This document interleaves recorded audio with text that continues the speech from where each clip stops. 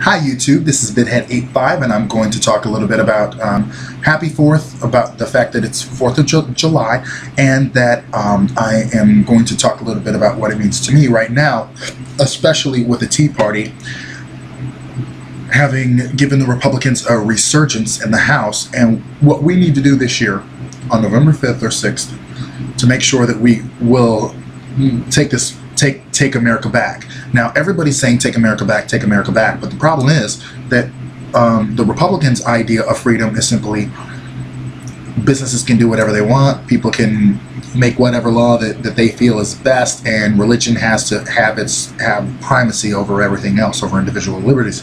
And individual liberties can in fact be curtailed by the government, but then again they want small government when it comes to different things, when it comes to what they want, and they want big government to prevent people from gay people from getting married, prevent us from adopting, and they only want small government when it comes to business and regulations, but they want big government when it comes to your individual liberties. So the whole thing for me is we got to stop the Republican resurgence. We have to. There is no other way. Grand, I've in fact gotten a few what is it? I got a few little what is it? Acronyms for the GOP. Gross old perverts, because how many of them have been caught with a guy or doing that, you know, the whole family values bit, but then again they've been shoving their junk down someone else's throat that's not their wives. Grand obstructionist party, because that's all they have been doing. Mitch McConnell said that he will do everything he can to make Obama a one-term president. And they value gold, oil, and property over people, definitely. And I would say grumpy, ornery, and petty, because that's all they've ever been. And the whole like censure vote and the whole censure vote that they had with the contempt of the House, Eric Holder. You know what? President Bush used executive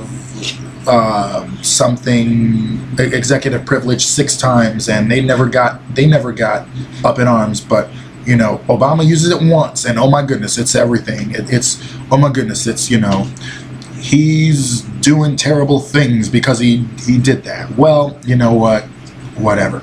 So if anything, this year, I think if anything, we have to take back the House, and we have to keep the Senate Democrat. If we do not, I feel that it would be one of the worst things that we can ever do, and nothing will ever get done. The Republican-controlled House has a 9% approval rating, and they are they're trying to uphold what should be repealed and trying to repeal what should be upheld. These people are backwards. I cannot stress that enough. How can you say you fought for life and you are trying to kick millions of people off of health care? The employers that they have will be mandated to provide them with health care insurance as well. That's another mandate that people haven't really looked at. And they're going to say that it's going to kill businesses, but how many things have the Republicans said are going to kill business? Like Joe Walsh saying that government regulation is what's strangling business, but business have been booming and not paying a cent in taxes for the last 3, 4, 5 years, but yet government regulation are strangling businesses. What about Enron? And then they want to rail against social programs when we have corporate welfare that far outnumbers, that is in billions and billions and maybe even trillions of dollars, when in fact we can put that in the welfare system, in the education system. We can put that into low performing schools. We can put that in so many other areas, but yet they want to talk about business and how is putting more money in a CEO's pocket going to put more money in mine? These job creators don't create jobs, they ship them. Yeah, Republicans know how to create jobs overseas. Mitt Romney knows how to create jobs overseas. They're not going to create American jobs, and the Republican House has constantly passed abortion, family planning, all these different bills that will have nothing to do with what they were proclaiming during their run, that they were going to focus on jobs. I have not seen one single jobs bill out of the U.S. House of Representatives, Republican-controlled House. So we're always talking about, you know, Republican idealists are always saying, well, you know, they created jobs. Well, where? I want to see where these jobs are created. What did they do? And then, even then, let's say Aaron Schrock and Rachel Maddow were on a show, and Rachel Maddow said, it's interesting that you say that you want this and this and this, and you supported this initiative, but you voted against the bill that would have made that grant possible for that program that you supported. So obviously they're in it for themselves. We can't trust the House. Sometimes we can't even trust the Senate or the President, to be honest with you. But as far as I'm concerned, I can sleep a hell of a lot better knowing that the Democrats are in charge than when the Republicans are in charge, because there will be a tug of war like crazy.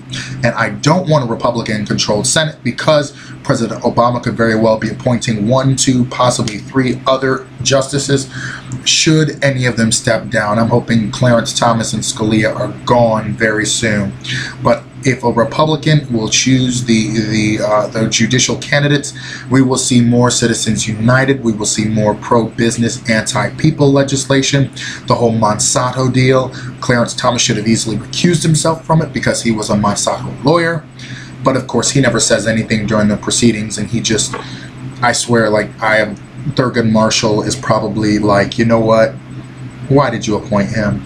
I mean, Bush the first appointed him, but it's like, dog, really? And then also the Republicans in the Senate are trying to block all these candidates, these judicial candidates, because they stuck up for gay rights, or, you know, they're liberal or whatever. And they want more candidates like, let's say, Jeffrey White, who eventually struck down DOMA. And now they're saying, well, he spent too much time in San Francisco.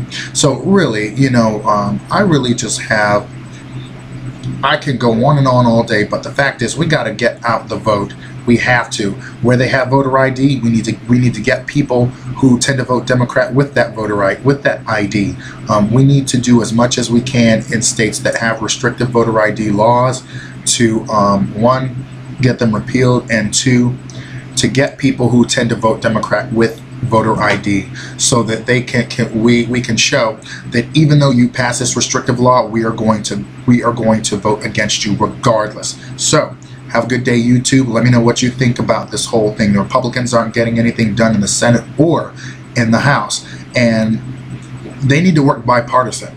Honestly, as far as I'm concerned, even with the Democrats in charge, they were able to do some things, but they need to really have the House resolutions that will repeal DOMA, that will pass the Respect for Marriages Act, which will repeal DOMA and officially repeal DOMA with that bill, which, okay, I'm repeating myself, but anyway, that they will repeal DOMA. They've repealed Don't Ask, Don't Tell, but they can also reform the tax code so that gay and lesbian couples aren't still paying, you know, all of those federal funds that they could be using for college for their kids, and use it, you know, and save that money. So rate, comment, subscribe. Let me know what you think. Have a great day, YouTube. Vidhead85 out. Also, Facebook me at Terry Purdue. I will leave the link below. Thank you.